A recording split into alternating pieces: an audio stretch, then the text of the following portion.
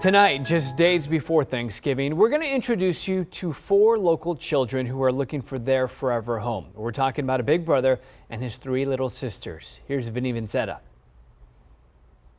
Every Saturday night we air our Forever Family series, and tonight we want to tell you about 4 siblings looking for their forever home. Brandon with an M, yep, Melanie, Marceline, and Mia are dreaming of a family for Christmas. Brandon is 10 years old, loves basketball, and is a whiz at solving Rubik's Cubes. His sister Melanie is 8. She loves pets and likes to draw and sing. 6-year-old Marceline loves swimming and recently won 2nd place in an art contest. And little Miss Mia is 3 years old. She's a sweet girl who loves pets, coloring, and singing. For more information about this little family of 4, contact Pam McCloskey at pamela.mccloskey@upbring.org or call her at 210-364-0576.